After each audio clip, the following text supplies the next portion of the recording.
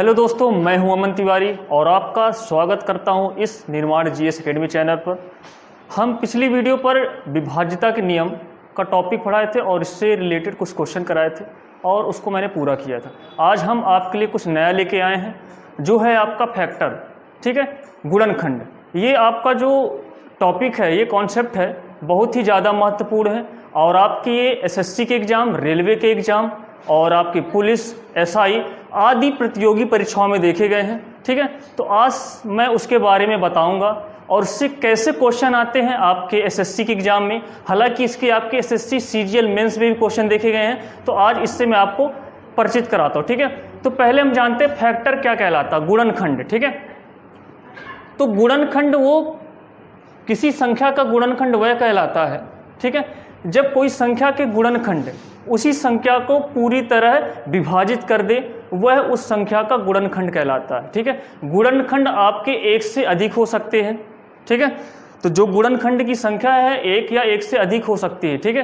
तो यहाँ पर ध्यान देने वाली बात यह है कि गुणनखंड तो हमने जान लिया कि गुणनखंड किसी संख्या के गुणनखंड वो कहलाते हैं जब वह उसी संख्या को पूरी तरह विभाजित कर दे। लेकिन गुणनखंड का एक और विशेष होता है कि जो गुणनखंड होते हैं वो इंटीजर होते हैं, ठीक है, यानी कि डेसिमल फॉर्म में बिल्कुल नहीं होते, आपके दशमलव नहीं होते, वो इंटीजर होते, सबसे बड़ी बात ये है। और आपका शून्य आपका गुणनखंड नहीं है।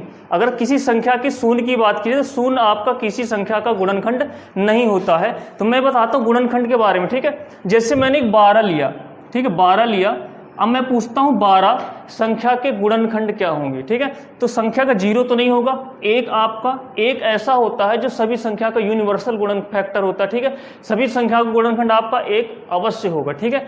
2 की बात करता हूँ, 2 भी आपका 12 से, क्योंकि देखो पूरी तरह डिवाइड कर रहा है।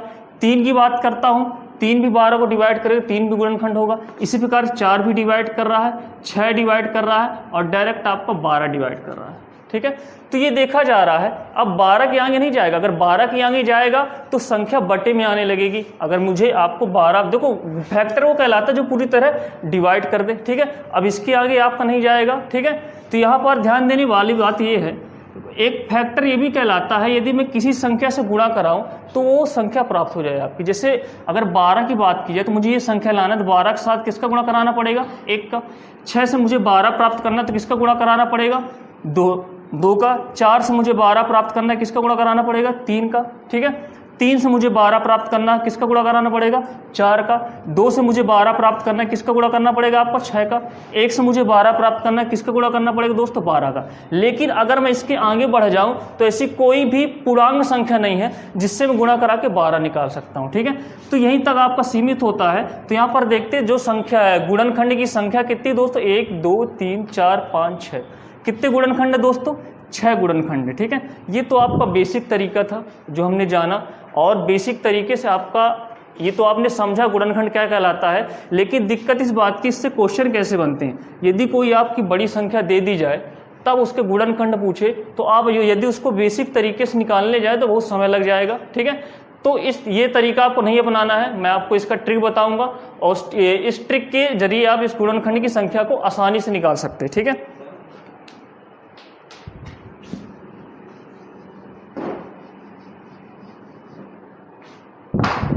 तो पहला है आपका गुणनखंडों की संख्या निकालना,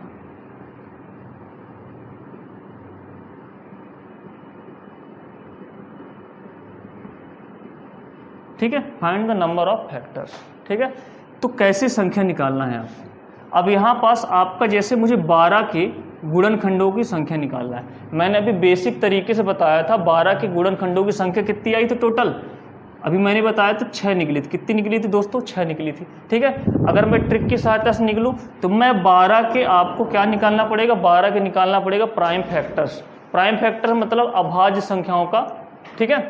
अभाज्य संख्याओं को गुणनफल निकले तो कितना बनेगा आपका प्राइम फैक्टर इसका, 4 × 3 4 3 12। लेकिन 4 आपका प्राइम फैक्टर नहीं, 2 की पावर 2 लगा दूंगा, ठीक है।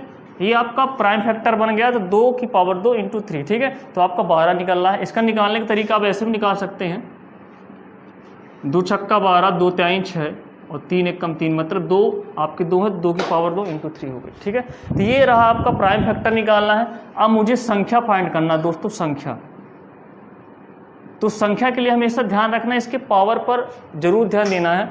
जैसे आपका प्राइम फैक्टर की पावर 2 है तो 2 पर 1 जोड़ देना है, ठीक है। अब 3 में 3 की घाती कितनी दोस्तों 1 है, तो हमेशा एक पावर के साथ 1 जोड़ के इनका मल्टीपल करा देना, ठीक है। तो इनका प्रोडक्ट कितना आएगा दोस्तों 3 गुणे 2, 3 दूनी 6। तो यहाँ से आपकी क्या निकल आई दोस्तों संख्या निकल आई, ठीक है। तो गुणनखंडों की संख्या अगर आप इनको निकालना है तो किसी संख्या का सर्वप्रथम आपको उसके प्राइम फैक्टर निकालने पड़ेंगे और प्राइम फैक्टर्स के जो पावर्स होंगे उस पर आपको एक ऐड करके उनका प्रोडक्ट निकालना होगा। जो प्रोडक्ट आएगा वही आपका उन गुणनखंडों की संख्या होगी, ठीक है।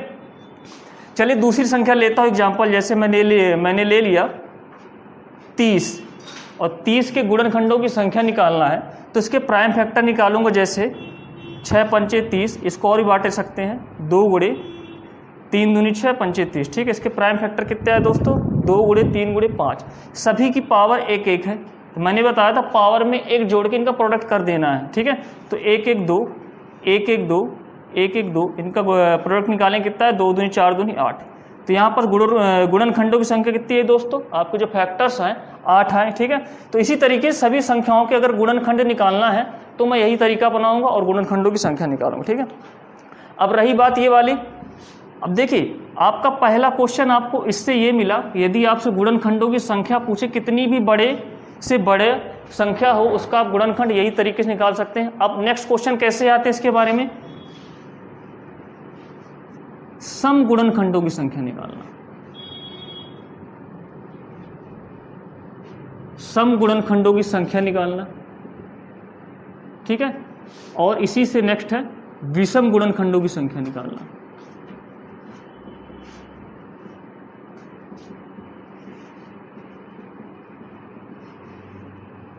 ठीक है। सम गुणनखंडों की संख्या, विषम गुणनखंडों की संख्या। अभी तक किसी संख्या के गुणनखंड निकालते थे उसमें सम विषम दोनों ऐड होते थे। जैसा कि 12 की बात करूं 1 2 3 4 6 और 12।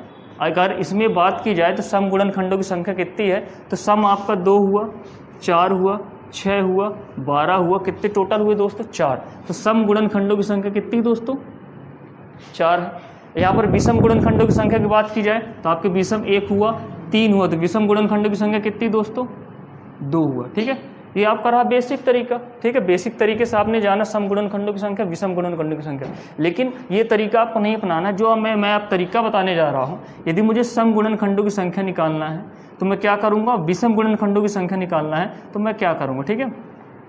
तो सम गुणनखंडों को विषम के निकालना तो पहले आपको प्राइम फैक्टर तो निकालना है पड़ेगा। तो 12 का प्राइम फैक्टर क्या होगा 2 की पावर 2 इंटू 3, ये होगा दोस्तों, ठीक है। अगर मुझे विषम गुणनखंडों की संख्या निकालना है तो यहाँ पास केवल विषम फैक्टर को देखूंगा। तो विषम फैक्टर क्या है 3, जबकि 2 आपका सम है। तो विषम फैक्टर को लूंगा तो विषम फैक्टर आपका 3 की पावर 1। तो हमेशा पावर में 1 जोड़ के प्रोडक्ट कराना है। तो यहाँ पास केवल आपका विषम एक संख्या है, तो ठीक है। तो केवल 1 इसमें जोड़ेंगे तो इसके पावर में 1 जोड़ देंगे, अब बचा क्या है आप 2।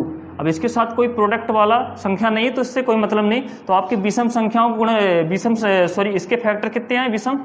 तो आपने देखा था बेसिक तरीके जब हमने निकाला था तो 2 प्राप्त हुआ था और हमने ट्रिक लगाई तो इसमें भी 2 प्राप्त हुआ। तो आपको ये तरीका अपनाना है, ठीक है। विषम गुणनखंडों की संख्या कितनी है दोस्तों 2 आई। अब बात की जाए सम पे, तो सम पे थोड़ा सा तरीका अलग है। सम पे ये तरीका अलग है, तो जब भी सम की बात की जाए तो हमेशा इसमें से 2 1 बाहर निकालना है, ठीक है। जब भी सम गुणनखंडों की संख्या की बात की जाए तो ये तरीका नहीं अपनाना है, ठीक है। आपको थोड़ा इसमें 2 को बाहर निकालना है। जब 2 को बाहर निकालेंगे तो अंदर कितना बचेगा दोस्तों 2 की पावर 1 बचेगी, बाकी 3 तो आपका रहेगा ही, ठीक है। 1 2 को बाहर निकाले आपका 3 तो रहेगा ही, ठीक है। 1 2 से कोई मतलब नहीं हमारा, ठीक है। 1 2 से हमारा कोई मतलब नहीं, 2 की पावर 1 इंटू 3 की पावर 1, ठीक है। तो यहाँ पास फिर वही तरीका बनाना है, इसको आप निगलेक्ट कर दीजिए, जिससे कोई हमारा कोई मतलब नहीं है। अब यहाँ पर 2 की पावर 1 है तो उसको 1 जोड़ेंगे तो कितना आया दोस्तों 2। इसके भी 1 है तो 1 जोड़ेंगे कितना है दोस्तों 2। तो 2 दूनी 4, इसका प्रोडक्ट आया 4। मतलब सम गुणनखंड कितने हैं दोस्तों 4। तो मैंने बेसिक तरीके से निकाला था तब भी 4 आया था और मैंने अपना तरीका बनाया, ट्रिक अपनाया, जिससे भी आपका आंसर 4 आया, ठीक है। तो ये रहा तरीका। देखिए एक छोटा सा और एग्जाम्पल लेता हूं मैं।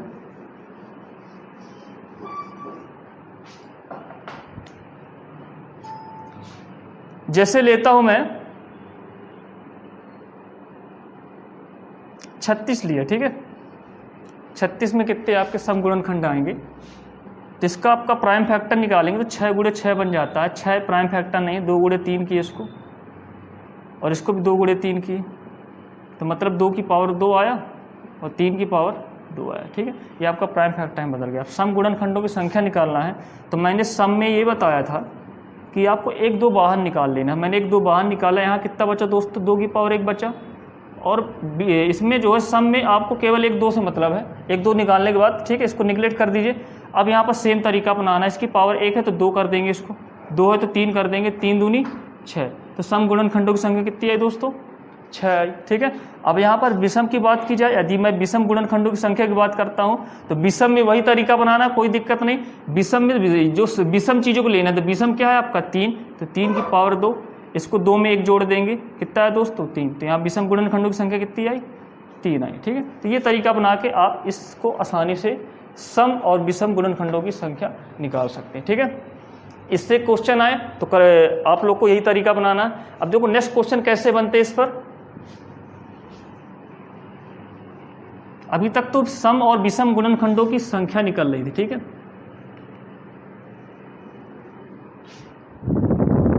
अब सम गुणनखंड विषम गुणनखंडों का, चलिए इसको थोड़ा सा वो करते हैं।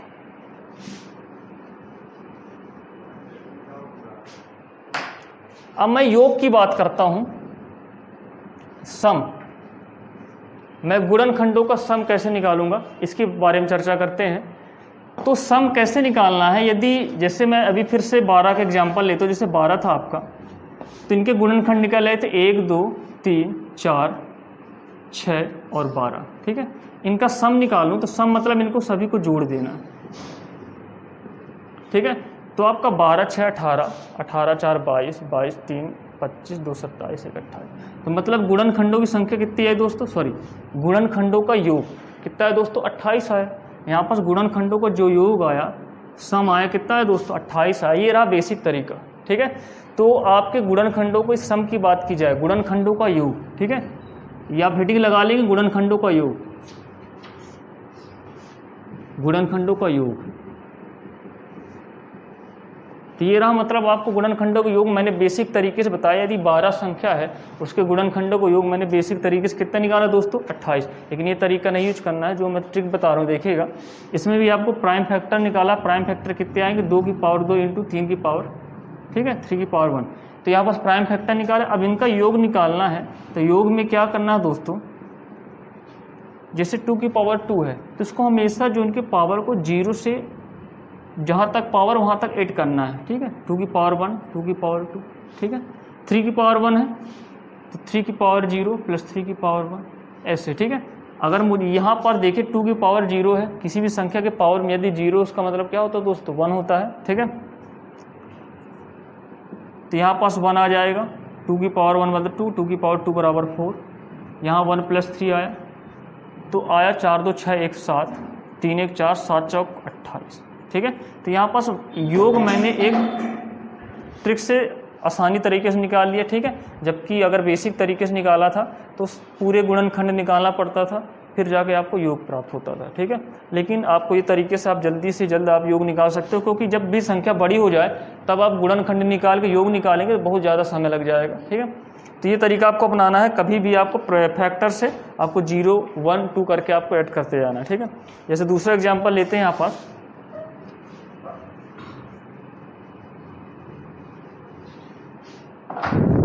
जैसे मैंने 30 लिया, 30 के योग क्या होंगे आपके, 30 संख्या के। तो पहले प्राइम फैक्टर्स के निकालता हूँ। 30 मतलब 5 6 का 30, 5 गुणे 6 मतलब 3 गुणे 2, ठीक है। ये आया, सभी की पावर आपकी 1 1 है, तो हमेशा 0 से स्टार्ट करना। 5 की पावर 0, 5 की पावर 1 इंटू 3 की पावर 0 प्लस 3 की पावर 1 इंटू 2 की पावर 0 प्लस 2 की पावर 1, ठीक है। 0 मतलब आपका 1, 5 1 6, 3 1 4, 2 1 3, 4 3 12 6 72, ठीक है। तो आपका गुणनखंडों का योग कितना है दोस्तों, 72 आया, ठीक है। तो ये तरीका था जल्दी से जल्द निकालने का। अब बात आती है, यदि आपसे यहीं पास पूछा जाए, ये तो आपके टोटली फैक्टर्स हैं, यदि टोटली फैक्टर्स का, सभी फैक्टर का सम था, यदि आपसे पूछा जाए दोस्तों, हेडिंग लगा लीजिएगा इसी में, सम गुणनखंडों का योग क्या होगा, सम गुणनखंडों का योग क्या होगा, सम गुणनखंडों का योग क्या होगा। ठीक है, आज के वीडियो में केवल यही बता रहा हूं कि इससे क्वेश्चन कैसे आते हैं। ठीक है, तो सम गुणनखंडों का योग इसमें आपका तो सेम आपको प्राइम फैक्टर की तो जरूरत पड़ेगी। कितना आपका प्राइम फैक्टर है आपका 2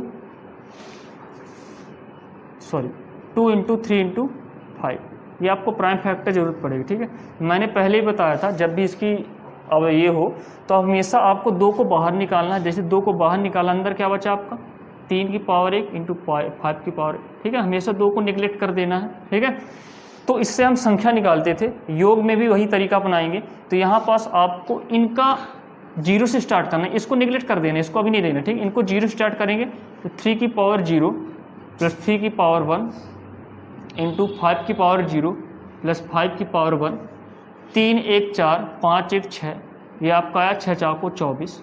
ठीक है, आपको लास्ट में 2 से गुणा भी करा देना है। ठीक है, योग में क्या करना है, योग में लास्ट में जो आपको 2 बाहर निकाले तो इसको गुणा भी करा देना। 24 दूनी 48, तो आपका सम संख्याओं का सम गुणनखंडों का योग कितना है दोस्तों 48 है। ठीक है, अब बात की जाए विषम की, नेक्स्ट हेडिंग लगाएंगे विषम वाला आपका। ठीक है, सेम है, विषम में भी थोड़ा सा ही है। अगर विषम गुणनखंडों का योग पूछा जाए तो ये सेम इसमें 2 इंटू 3 इंटू 5, लेकिन विषम गुणनखंडों में आपको केवल विषम संख्या लेना है। तो आप 2 को क्या कर देंगे दोस्तों, निगलेक्ट कर देंगे। तो आपका आया 3 की पावर 1 और 5 की पावर। ठीक है, तो यहाँ पास वही तरीका अपनाएंगे, 0 से लेके जहाँ तक पावर वहाँ तक इसको प्लस कराएंगे इंटू 5 की पावर 0 प्लस 5 की पावर 1, ये 3 1 4 5 1 6। ठीक है, 6 4 को 24। तो विषम गुणनखंडों का योग कितना है दोस्तों 24 है। तो ये इस तरीके से आप इनके योग निकाल सकते हैं। ठीक है, मैं फिर एक रिवाइज कराता हूँ, कभी भी आपको गुणनखंड सम का पूछे तो हमेशा 2 को बाहर करना है और वही तरीके ऐड करके लास्ट में आपको गुणा भी करा देना है, इस चीज़ का ध्यान रखना। ठीक है, जबकि विषम में कोई भी प्रोसेस नहीं, सेम प्रोसेस रहेगी जैसे आप नॉर्मल तरीके से योग निकालते उसी प्रोसेस से आप विषम भी निकालेंगे। लेकिन ध्यान रहे आपको इतना कि केवल विषम संख्याओं को लेना है। सम संख्याओं में आपका विषम और सम से कोई मतलब नहीं, आपको 2 को बाहर रखना है, फिर इनका योग निकालना, लास्ट में जो आप 2 बाहर निकाले तो उनसे आपको गुणा करा देना। ठीक है, चलिए नेक्स्ट हेडिंग लगा लीजिए आप।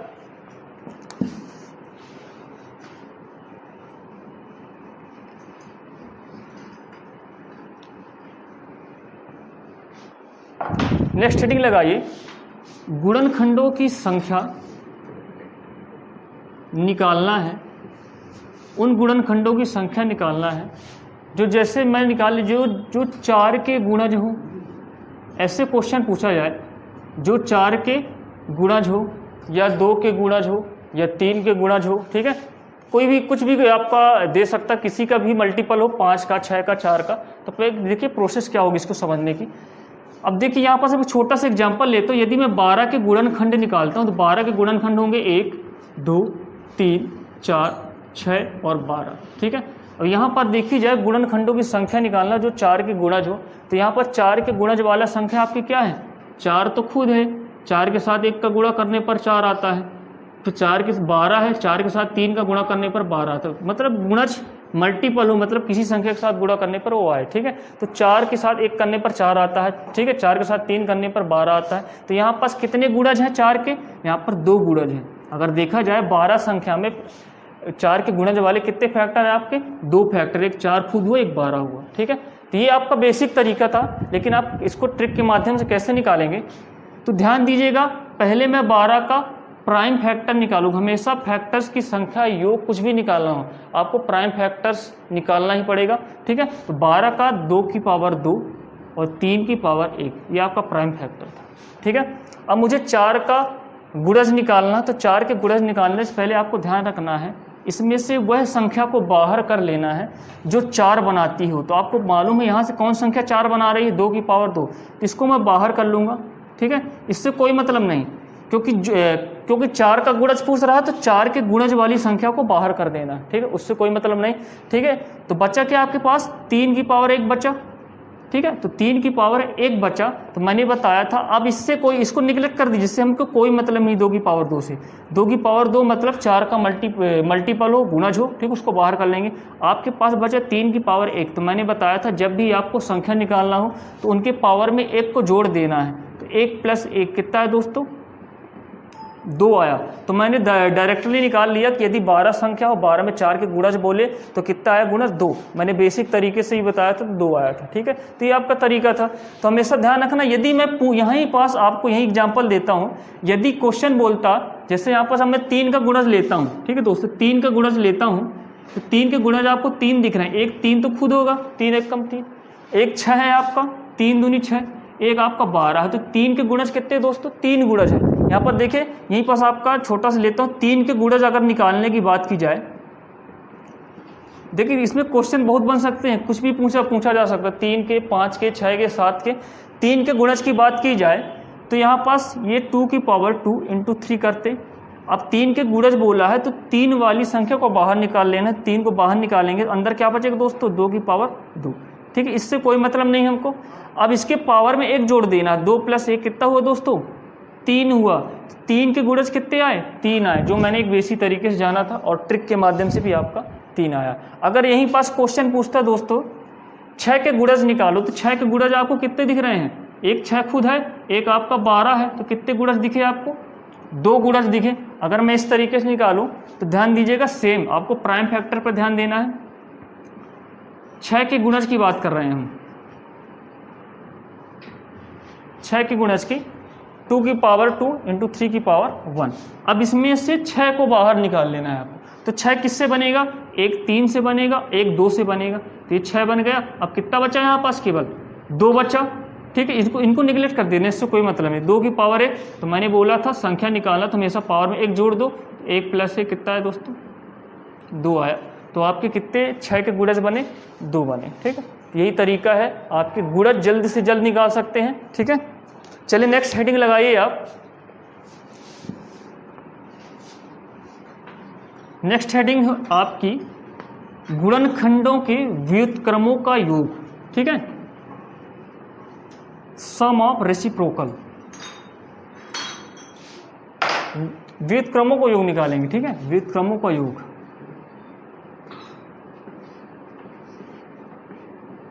गुणनखंडों के व्युत्क्रमों का योग, ठीक है। व्युत्क्रम मतलब आपको उसके बट्टे में बदलिए, ठीक है। संख्या को उल्टा कर दिया जाए, जैसे 2 है तो 2 का व्युत्क्रम क्या होगा? 1/2, ठीक है। 3 का व्युत्क्रम क्या होगा? 1/3। तो मतलब बोल रहा है यदि गुणनखंडों के व्युत्क्रमों का योग पूछा जाए तो बस मैंने फिर से 12 का एग्जाम्पल लेता हूँ, ठीक है। जैसे 12 गुणनखंड है 1, 2, 3, 4, 6 और खुद 12 ही है। अगर इनका व्युत्क्रमों का योग बोला जाए तो ये 1/1 हो जाएगा, ये 1/2 हो जाएगा, ये 1/3 हो जाएगा, ये 1/4 हो जाएगा, ये 1/6 हो जाएगा, ये खुद 1/12 हो जाएगा। ये तो व्युत्क्रम हो गया। अब ये इसको बेसिक तरीके से निकालूं तो आपको पता है नीचे जो एलसीएम आएगा कितना आएगा दोस्तों? 12 आएगा। यहाँ बनेगा आपका 12, 2 छक्का 12, 3 चौको 12, 4 3 12, 6 दूनी 12, 12 1 12। मैं हमेशा बेसिक तरीके से इसलिए बताता हूँ कि ये होता कैसे, ये आपको जानना जरूरी है, ठीक है। तो आपका यहाँ पास एक चीज़ देखिए, यहाँ पर जो क्रम दिख रहा है नीचे आपको खुद वो संख्या आ गई आपके नीचे। जब मैंने व्युत्क्रमों का योग निकाला तो खुद एक संख्या नीचे दिख रही है। ऊपर क्या दिख रही है? ऊपर आपको गुणनखंडों का योग दिख रहा है। अगर मैं इसको जोड़ दूं, ये सेम आपको कहाँ दिख रहा है? यहाँ दिख रहा है। तो मतलब आपको ये जानकारी होनी चाहिए, कभी भी व्युत्क्रमों का योग पूछे किसी संख्या के तो हमेशा ध्यान रखना ऊपर क्या आएगा? ऊपर आएगा गुणनखंडों का योग रहेगा। ऊपर क्या रहेगा दोस्तों? गुणनखंडों का योग। ये फार्मूला है, लिख लीजिए इसको। गुणनखंडों का योग, नीचे खुद संख्या होगी। नीचे क्या होगी दोस्तों? खुद संख्या होगी, ठीक है। तो कभी भी व्युत्क्रमों का योग पूछे तो आपका व्युत्क्रमों का योग निकालने का जो फार्मूला होता है गुणनखंडों का योग बटे संख्या, ठीक है। तो गुणनखंडों का योग मैंने बताया था, प्राइम फैक्टर निकाल के उनकी पावर में 1 जोड़ के उनका प्रोडक्ट निकालना है, ठीक है। सॉरी, वो गुणनखंडों को योग निकालने का सॉरी वो था, जैसे 2 की पावर 2 × 3 था तो इनको 0 से स्टार्ट करना। ये मैंने बताया था आपको, ठीक है। ये आपका योग था तो इसको यहाँ रखेंगे, बाकी नीचे संख्या रख देंगे तो आपका योग निकल आएगा, ठीक है। चलिए नेक्स्ट हेडिंग लगाइए आप। गुणनखंडों का आपका लास्ट है ये हेडिंग। गुणनखंडों में एक और क्वेश्चन बनते हैं, ऐसे गुणनखंड बताइए जो कि आपके पूर्ण वर्ग हैं, जो कि आपके पूर्ण घन है। ठीक है, परफेक्ट स्क्वायर और परफेक्ट क्यूब वाले कितने गुणनखंड, उनकी संख्या पूछता कभी कभी। ठीक है, तो ध्यान हेडिंग लगाइए, पूर्ण वर्ग, परफेक्ट स्क्वायर और पूर्ण घन। ठीक है, पूर्ण वर्ग वाले गुणनखंडों की संख्या, पूर्ण घन वाले गुणनखंडों की संख्या। ठीक है, तो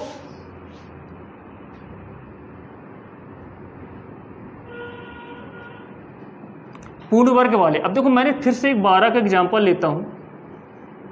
इसके गुणनखंड आपको कितने दिख रहे हैं, 1 2 3 4 6 और खुद 12। ठीक है, अगर यहाँ पास पूर्ण वर्ग देखा जाए, परफेक्ट स्क्वायर देखा जाए, परफेक्ट स्क्वायर तो क्या है, तो पूर्ण वर्ग आपका 4 है। 4 पूर्ण वर्ग है, मतलब किसका पूर्ण वर्ग है, 2 का पूर्ण वर्ग, 2 का स्क्वायर करने पर 4 आता है। ठीक है, और 6 नहीं है आपका, 12 नहीं है, 3 नहीं है, 2 नहीं है, एक आपका पूर्ण वर्ग है। एक तो सभी में सेट हो जाता है। ठीक है, एक चाहे पूर्ण वर्ग हो, एक सबका घन भी है, 1 की घाते 4 करने पर 1 आता, 1 की घाते 5 करने पर 1 आता, कुछ भी कर दो एक पे कोई फर्क नहीं पड़ता। ठीक है, तो एक तो आपका काउंट हो जाएगा पूर्ण वर्ग में, और 4 भी काउंट हो गया। 4 किसका पूर्ण वर्ग है, 4 2 का पूर्ण वर्ग। ठीक है, तो यहाँ पर 2 संख्या ऐसी हैं, 12, अगर 12 की बात की जाए तो 12 संख्याओं में 2 गुणनखंड ऐसे हैं जो पूर्ण वर्ग है। ठीक है, अब यही बात की जाए पूर्ण घन की बात की जाए, तो पूर्ण घन कौन कौन सी संख्या है, तो पूर्ण घन आपका एक तो काउंट होगा हमेशा, 1 की पावर क्यूब करने पर 1 ही प्राप्त होगा। आपका 2 किसी का पूर्ण घन नहीं है, आपका 3 नहीं है, 4 नहीं है, 6 नहीं है, 12 नहीं है, तो आपकी पूर्ण घन की संख्या कितनी है दोस्तों, 1 आई। तो पूर्ण घन गुणनखंडों की संख्या आपकी 1 आई। अब देखो ये तो रहा बेसिक तरीका, लेकिन इसको निकालना कैसे है, मैं जो तरीका बता रहा हूँ देखिएगा। तो इसमें भी यदि आपको पूर्ण घन या पूर्ण वर्ग निकालना है तो इनका प्राइम फैक्टर तो निकालना बहुत जरूरी है। तो प्राइम फैक्टर 2 की पावर 2 इंटू 3 की पावर 1। ठीक है, अब जैसे पूर्ण वर्ग है तो पूर्ण वर्ग में क्या दिखता है दोस्तों, 2 दिखता है। पूर्ण घन में क्या होता है, पावर में 3 होता है। इसको ध्यान रखना, इनकी पावर को 2 से डिवाइड करेंगे। तो इसको मैं 2 से डिवाइड किया तो 2 1 जा 2, कितनी बार गया, 1 बार गया। तो हमेशा एक को एक्स्ट्रा जोड़ भी देना है, एक बार और जोड़ देना है। ठीक है, इंटू 3 की पावर, इसको 2 से डिवाइड किया, कितनी बार गया, 0। ठीक है, 0 बार गया, लेकिन हमेशा 1 को एक्स्ट्रा हमेशा जोड़ देना है। तो आपका 1 1 2, ये आपका 1 आया। ठीक है, इनको मल्टीप्लाई करा देंगे, कितना है दोस्तों, 2 आया। तो आपके 2 फैक्टर्स थे, यहाँ से निकाल लिए एक तरीके से। अगर मैं घन की बात करूँ तो घन में आपको किससे डिवाइड करना है, घन में आपको 3 से डिवाइड करना है, क्योंकि पावर में 3 जुड़ती है। 3 से डिवाइड करेंगे तो यहाँ पास मैं 3 से डिवाइड किया तो कितनी बार जाएगा, 0 बार जाएगा, लेकिन एक को हमेशा एक्स्ट्रा ऐड करना है।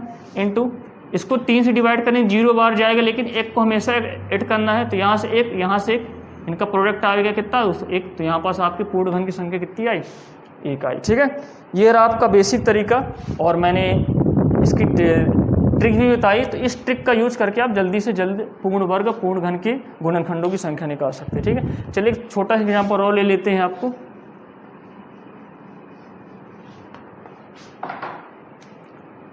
जैसे आपका क्वेश्चन आ गया 64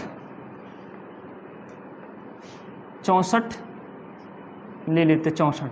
तो 64 में पूर्ण वर्ग और पूर्ण घन की संख्या कितनी होगी, तो ये फाइंड करना है। तो 64 में का आप प्राइम फैक्टर निकालेंगे, तो प्राइम फैक्टर कितना आएगा दोस्तों 64 का, आपको पता है 64 होता है 4 चौको 16, 16 चौको 64। ठीक है, 4 4 4, इनको सब में 2 की पावर 2 लग गई, कितना है दोस्तों, 2 की पावर 6 बराबर आपका 64 है। ठीक है, तो हमेशा प्राइम फैक्टर में आपको बदलना, इस चीज़ का ध्यान रखिएगा, प्राइम फैक्टर में होना चाहिए। तो 2 की पावर 6 होने पर आपका 64 आया।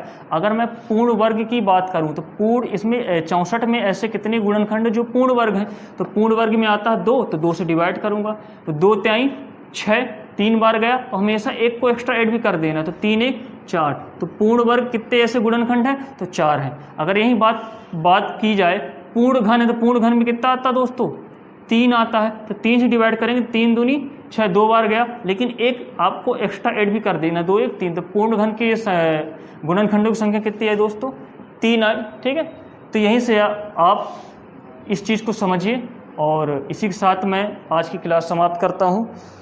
और एक चीज़ और दोस्तों, हमारे इस चैनल में आपको सभी विषयों से संबंधित वीडियो प्रसारित किए जा रहे हैं और मैं चाहूँगा कि आप लोग इस चैनल में जो प्रसारित हो रहे हैं वीडियो, उन वीडियो को ज़्यादा से ज़्यादा सब्सक्राइब कीजिए और लाइक कीजिए, शेयर कीजिए, जिससे हमारी मेहनत और भी लोगों तक जाए और उसका लाभ मिले। ठीक है, तब तक के लिए धन्यवाद।